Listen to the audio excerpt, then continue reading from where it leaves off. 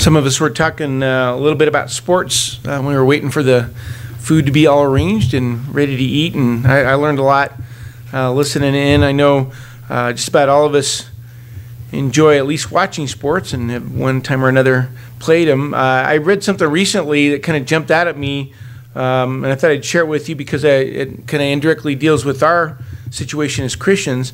This guy wrote this. He said, "Sports are all about defeated misery." And I read that, and I kind of stopped and I read that again. So sports are all about defeated misery. And he was describing this guy who I guess was a football player, and obviously things had not gone well, and he was kind of leaning against some place with his head in his hands, and things had ended badly. And my first reaction was like, no, that's not true. Sports are all about defeated misery. And I thought, well, I guess I see what he was saying. The more I thought about it, there's a lot of of the game, just about any game that you play, where that's really what's at stake. That's what's on the table is this defeat.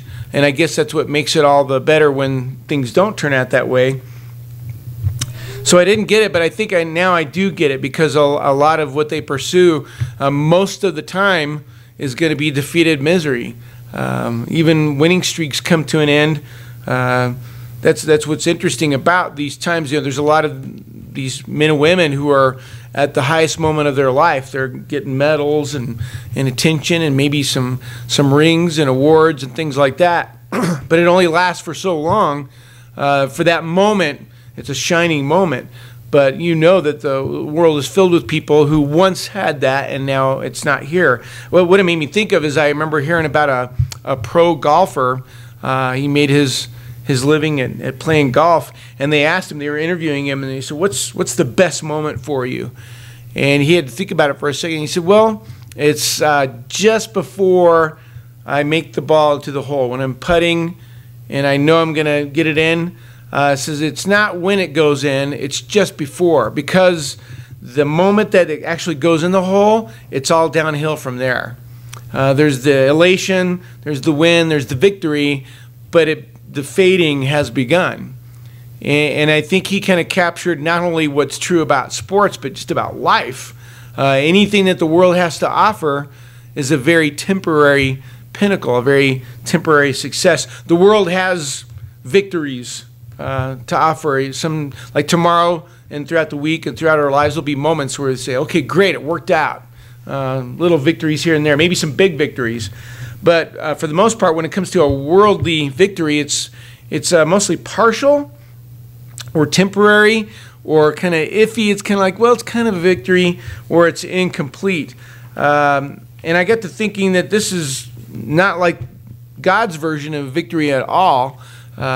Everything that the world has to offer is a very passing moment. But we're going to look at a few verses this afternoon. I think it will show a clear contrast that when God gives a victory, it's nothing like the victories that you get through the world. Here's Deuteronomy 20, verse 4.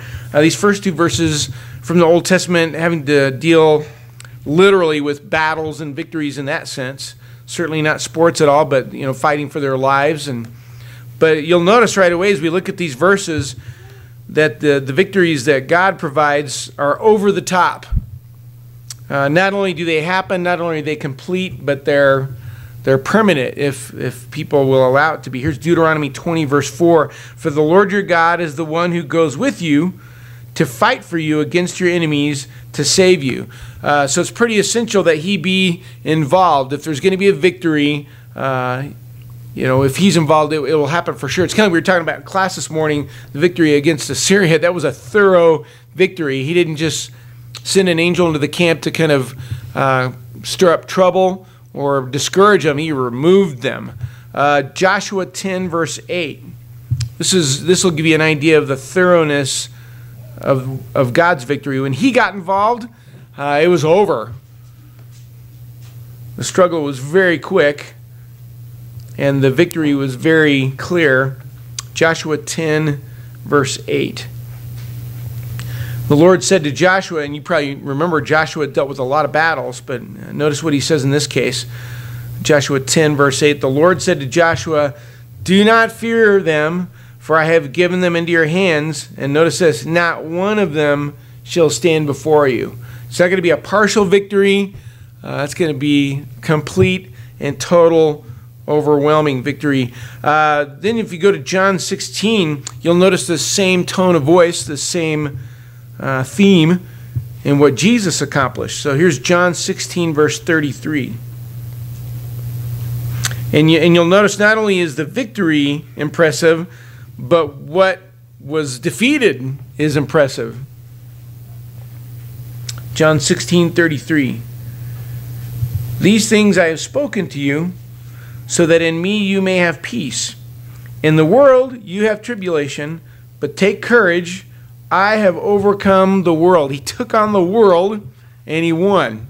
There is no greater enemy, of course, than our adversary and what he accomplishes through the world. Go to 1 John 5, verse 4. For whatever is born of God overcomes the world. And this is the victory that has overcome the world, our faith. Jesus is an unstoppable force. He's the conqueror, and he allows you to be with him. And nothing can stand in his way. That's why it's so important to be with him as quickly as possible and be like, I'm a Christian. I belong to the Christ, the Messiah, who has overcome the world. Romans 8, starting at verse 31. And I love how the extremes, there's kind of this, it feels like exaggeration, but he's making a point that nothing can stop anybody who belongs to Jesus. Romans 8:31. What then shall we say to these things? If God is for us, who is against us? Nobody could even come close to stopping what God sets out to do. In the verse 32, he who did not spare his own son, but delivered him over for us all, how will he not also with him freely give us all things? And that even ties back into some of our doubts about whether God's going to come through or not. He's already given us his son to suggest that he might pull back and falter after that. Is kind of silly when you realize what he's already done for us. So here's 1 Corinthians 15:55. And I couldn't come up with a better way to describe it, but what came to mind is this is essentially trash-talking death. I know sports, and what I mean by that, and when people are playing in sports, sometimes they'll kind of give each other a hard time, say, hey, what happened? I thought you were going to show up for the game. Obviously you didn't show, and the score kind of reflects that. This is kind of that towards death. Some major sarcasm in 1 Corinthians 15:55. Oh, death, where's your victory? What happened? Oh, death, where's your sting? I heard that you were, pretty tough stuff. I don't see much going on here. The sting of death is sin, and the power of sin is the law. Here's an ultimate in your face, so to speak, towards the ultimate threat of death. And Jesus doesn't blink at all. It is a done deal. The victory is complete. And then look at 1 Corinthians 15:57. But thanks be to God who gives us the victory through our Lord Jesus Christ. So I don't know if you thought of that before, but he goes out, he makes victory happen, and then he's got some victory. It's his. And he turns to us and says, you want this too? I made some victory if you want it. It's yours. It's all yours.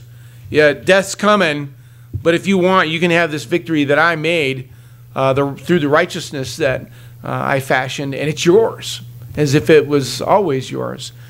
And you begin to realize what you have at your disposal, and you think as the rest of your life plays out, that kind of could create a certain amount of confidence. Again, what we talked about in class this morning.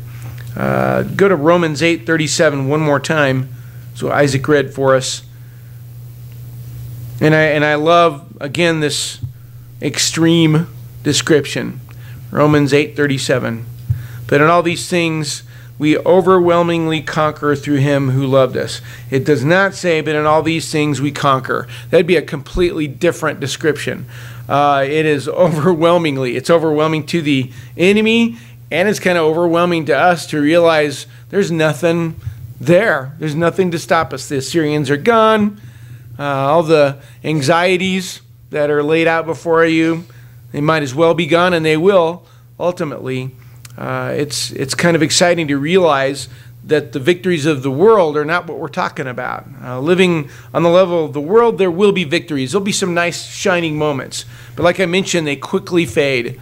They'll be there, and then they'll be gone. They're partial, they're temporary, they're kind of iffy, incomplete. As Christians, our victories are much different. Not only the victory over death that we've been describing, but all the little victories too.